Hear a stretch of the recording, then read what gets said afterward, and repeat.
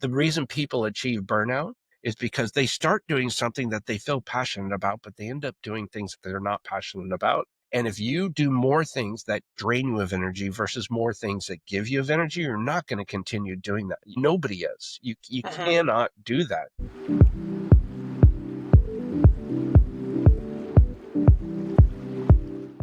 Hey, everybody, welcome to the show. My name is Tiffany Alexander, and this is Unveiling Journeys. Just a smidge about myself. Oh, man, I love the power of networking.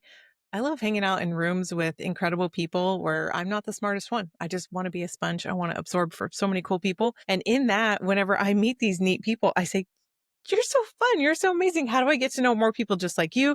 But also, by the way, I know some cool people I think you need to know too. So let's share. Like, I'd love to just pour into you. And occasionally, like late at night, I find myself on LinkedIn instead of Facebook, and it says, "Hey, you should click on this person to connect with them." And I did that a few times recently. And Jamie is the one who replied back and was like, "Hey, I don't mind. You're not a bot, right? Let's hang out." And she just welcomed me into this. So you just never know how I'm going to meet people. But man, I'm so happy that we had a phone call and I was like, I have to tell the world about you. You're so fun. And you know so many of the same cool people that I do. How come we haven't met yet? So anyway, welcome. Thank you so much for coming to the show. I'm so excited that we get to have you on today. Tell everybody a little bit about who you are and what you're up to right now. Thank you so much, Tiffany. I'm super stoked and honored to be here. I really appreciate you taking the time to have a chat, and thank you so much for reaching out on LinkedIn. That was awesome. It's amazing because there's real people. There's so many connections I have on there, but I probably haven't had an actual conversation with 90% of them. How about that? It's crazy. My name is Jaime Jay. I'm the founder and CEO of Bottleneck Distant Assistants, the world's first delegation intelligence company. I've created the Delegation IQ Blueprint that helps people spot their bottlenecks. I'm a U.S. Army veteran, a paratrooper, and the author of Quit Repeating Yourself. Quit repeating yourself. Tell me more about that. So, sorry, I'm coughing right now. But so, Quit Repeating Yourself is a book that I wrote a couple years back, and it's all about systems and processes and how to scale your business in the right way by documenting all of the steps so that eventually you can delegate them off to somebody else. This is stunning. I don't think I've heard of a book that is doing that at the moment, but that's incredible. So when you said quit being the bottleneck, I relate so hardcore because most of the time, being like a solopreneur, I am my own bottleneck. Even whenever I hire people out or I have to do this and that, it comes down to me. And when you can't make a decision, you're like paralysis analysis type thing. Oh, yeah. Tell me more about how you're helping people, like a tiny bit about like what you do in this company. So actually, I can't take credit for naming it the company. I mean, I named it the company, but my good friend told me that I was the bottleneck. His name is Mark Hafner. And I said, that's a great name for a company. And so basically what we do is, well, most business owners, they have a really hard time getting out of their own way. They, their egos are kind of in charge and they want to make sure everything is done. They have a mindset. You may have heard some people say, you know what, don't worry about it. I can do it faster myself. I'll just get it done. And that's great. That's fine. That's dandy, whatever. The challenge is when you find yourself or when you have that type of mindset, it really limits your growth because the more stuff that occupies your brain and fills it up, it's so much harder to be creative. And a lot of CEOs or C-level executives, business owners, they are visionaries. They need some room for creativity. And when you start packing in all these things that someone else that may even drain you of energy, right? Maybe energy draining. But if you can delegate, get some of that stuff off of your table, off your plate. And if you know and have the confidence that it's going to be done, it allows you so much more time to be able to create and think, believe it or not. This is incredible because I literally just read something last week and it was so good. I sent it to my husband and he's not my like business partner in what I do because he's his own thing and I'm the visionary that sort of presses our life forward. And it was like, you face as a human, whether you seek it or not, is decision fatigue all day long, all the decisions you're making, just as like a W-2 or let alone a mom, a wife, but now multiple businesses that I'm running. I just had this dot connection of I'm facing decision fatigue and I am my own bottleneck. So when we met, I thought there's a company that's been invented to help people with this. How come we didn't meet years ago? I probably be further than I am now, but I'm so grateful of every moment of where I'm at right now. But I want to hear more about this, but let's do this. I want to start from the beginning because I want to hear so much more about your company. Let's circle all the way back around. Let's unveil your journey. Where are you from? Like, where did you grow up? What did you want to be when you were growing up?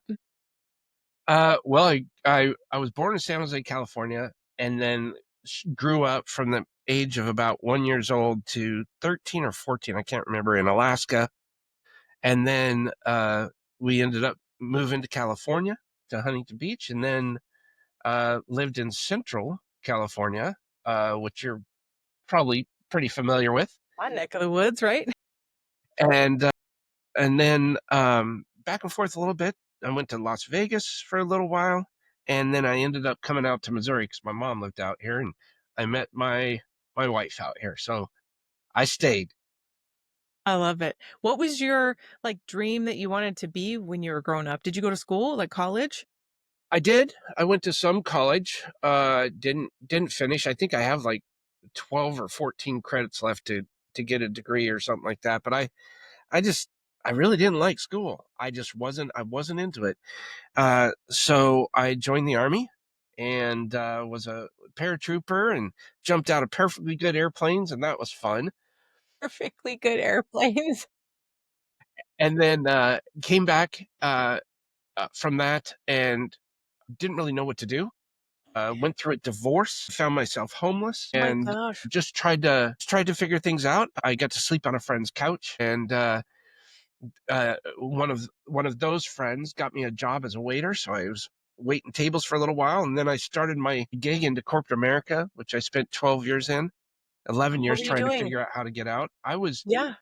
I worked in sales and for I did cost analysis and IT consulting for big companies, and that was super boring. So I went and started my own deal and kind of never looked back. I started off doing SEO and then started my own ad agency and then creative web agency, and here I am 2 decades later on my own. So happy. When you went off on your own, what were some of those like deciding factors? We just had enough of the boring corporate America. And did you, Yeah, it how did was. you fund all this stuff? Like, it sounds crazy. You start your own company, just Yeah, there it wasn't a huge investment. I had no office. I had knowledge. And so I started literally knocking on doors at businesses, asking them, and back in the day, I would go in and say, "Hey, I can really help you build your business, get you found online." And I would take a video of somebody,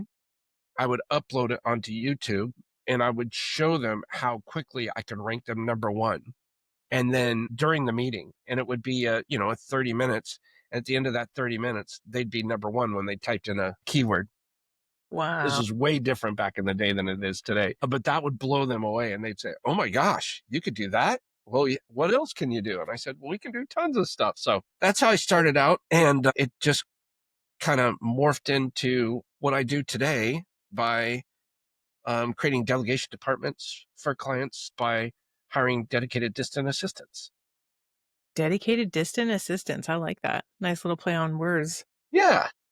Did they get to, like, have this introductory interview and figure out where they're bottlenecking? Like, how do you help them figure out I'm jumping so far ahead in the story because I feel like we Yeah, could that's right. go back, but, because I get so excited about something that I have felt so hard in my business that I think other people like me are feeling, even big guys. I mean, like, if they're their own bottleneck, like, you can identify that for them too.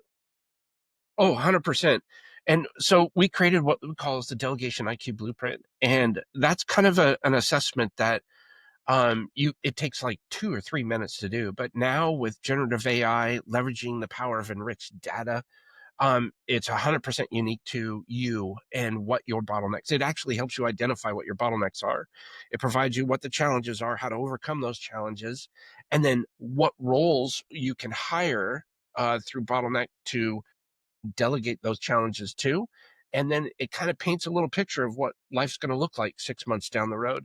And I think that's pretty neat because a lot of people, they don't know what they don't know. And this has a strange way of pulling some of that out. And when people see what this assessment does and the way it presents what their challenges are to them, I get a lot of feedback saying, "Oh, I didn't even realize that."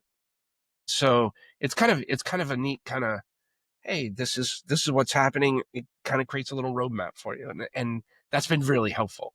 Yeah. My dear. So before you started this company, was this the company that you started after you left corporate America? Oh no, that was Tell just me more about that. I want to hear some of those yeah, that highs was and just lows. that was just a. I don't even remember what the name of that company was. I can't remember what it was at this point. But no, that company, I don't even know if I actually had a company. I was just going in as Jaime Jay helping people out. Yeah. And then I did start um, an ad agency about a year later.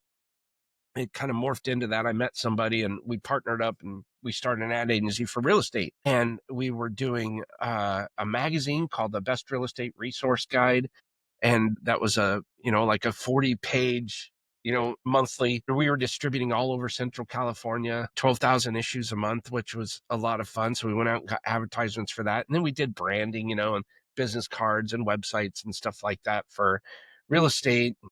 Countrywide was a big client of ours. I remember that back when they were still around. 2008 happened and we lost all of our clients, all like within the span of 3 months. And I found myself moving back in with my parents. So Wow.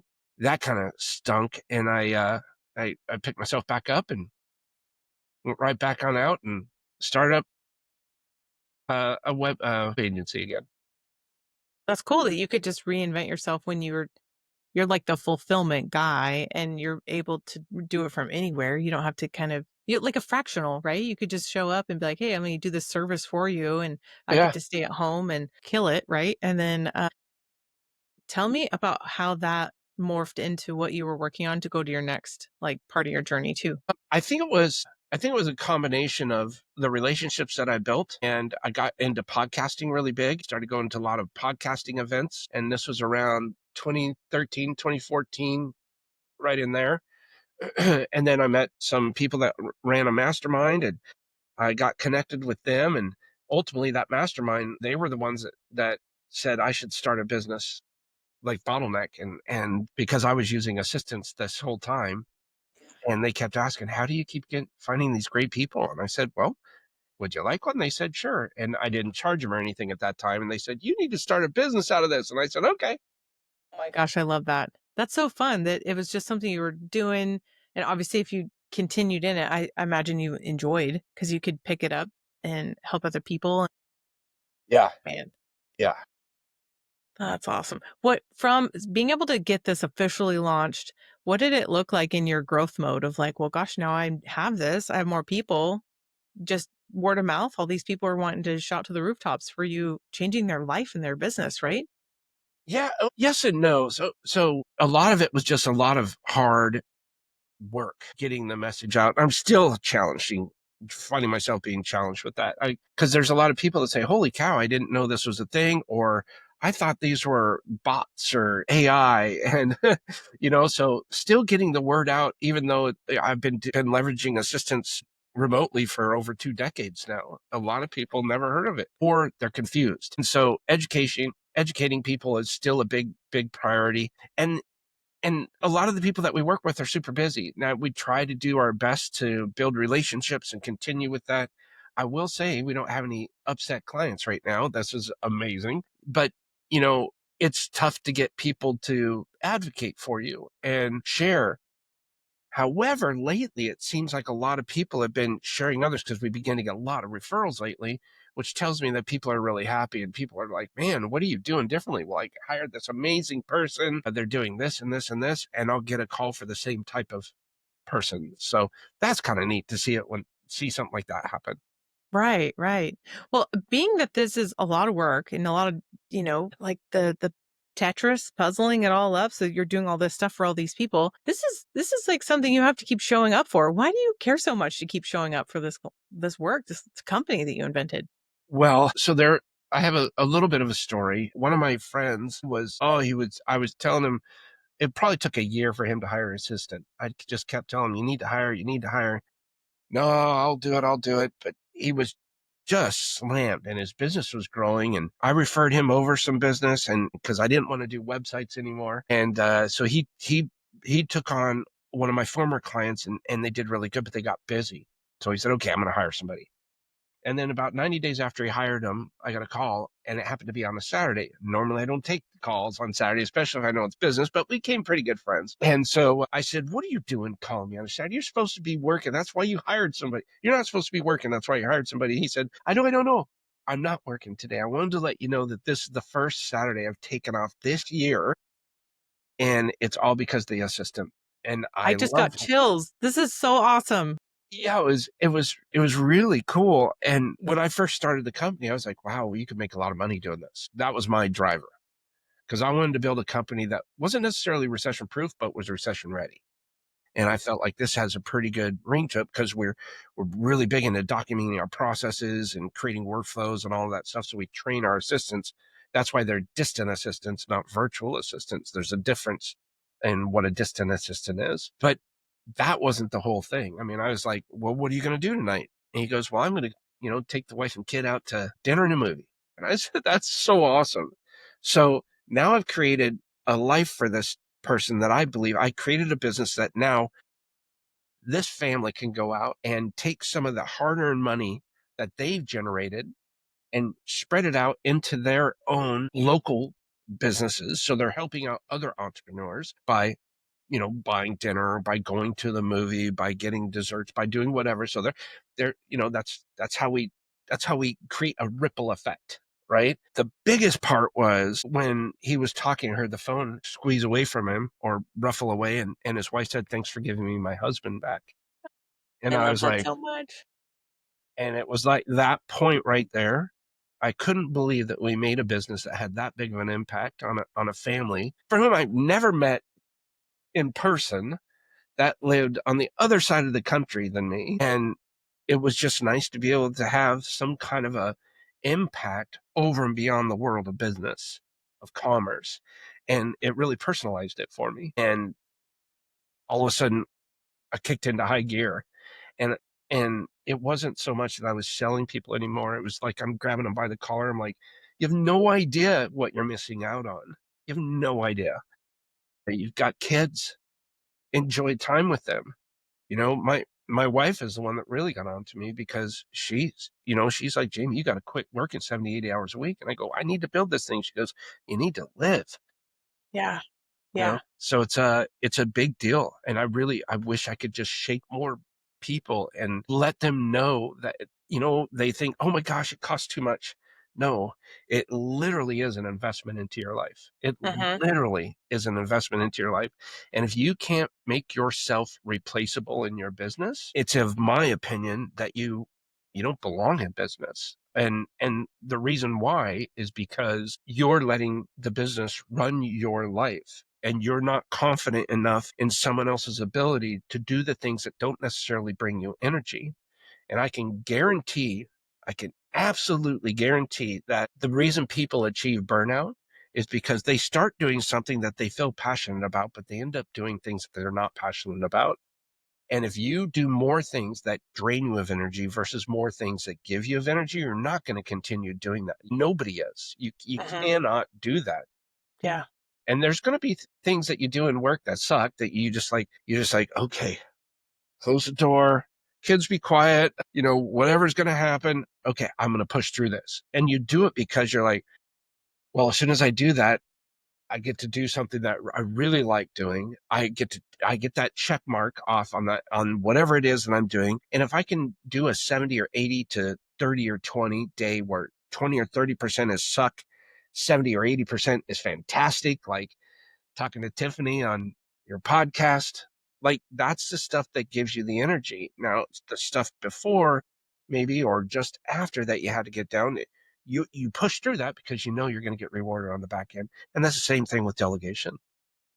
Love this so much because I've needed it. I see people that need it. I need people to know you and they need to establish trust in the idea of like, yeah, maybe I could check all my emails and edit all my podcasts or do like the silly stuff, but even if someone could give like 50% of the effort that you give, because nobody ever shows up 100% of like what the actual business owner does, but that's just the trust that you have to know. It may even take 4 or 5 people to replace what it is that you do, but that's because you're a powerhouse and you care so much and this is your business and your baby, and they can't and won't. But if you start to sliver off those pieces to make you more of who you are and you're the visionary for the company and the driver of it all, then how much more could you do? So I'm a huge fan of, this is why when I met you, I was like, immediately I need to tell people about you because this is so cool. And maybe they don't even know what they don't know right now, that they didn't realize that they were their own bottleneck, or maybe they're like in denial about it. Let's just call it what it is. If they know what they don't know, then it's like, okay, now you know what you didn't know, and we got to get you over the hurdle on the other side of like some freedoms being freed up. Yeah, and there's a very easy way of doing it, a very easy way of understanding whether you're a visionary or an implementer. And I say this because Bottleneck is an implementer for visionaries. So there's one easy way to figure out it. If there's 3 things that have been on your notepad or in your brain, if there's 3 or more things that have gone unfinished that you really thought you would have gotten done right now, if there's 3 or more things on your plate that have been on your plate for longer than a month, you have a problem. You have I call it the delegation dilemma. Yeah. And basically what you need to do is and if those 3 things give you energy, great, do them. Likelihood is they don't, but you need to get them done. Hmm. One might be documenting all the processes in your business. People, that's like nails on a chalkboard for them. But if you don't document all your processes, and how in the world are you going to, when you do get to a point where you want to hire somebody, how are you going to train those people if you have no system? Yeah. Right? 100%. A lot of people have a problem with that. And it's not a lot of fun for most people. I have energy, I get energy out of it. Right. So, Yeah, that's we, the best part. It's like some people get energy out of paperwork and I don't. So I have to delegate that out so that I can meet with people. I love meeting with people. That's where my energy is. And someone else is like, I don't want to meet with people. Can I do your paperwork? I'm like, we are a match made in heaven. Thank you. bookkeeping, Yeah. accounting, all of that stuff. Yeah. Yeah. It's, My gosh. Oh, so at this point, someone's thinking, okay, how am I going to find you? Where do you want people to come find you? they could go to bottleneck.online, and that's the really cool part about it. Do the Delegation IQ Blueprint. It's completely free, and it's very insightful. I think a lot of people will get a lot of value out of that. Yeah.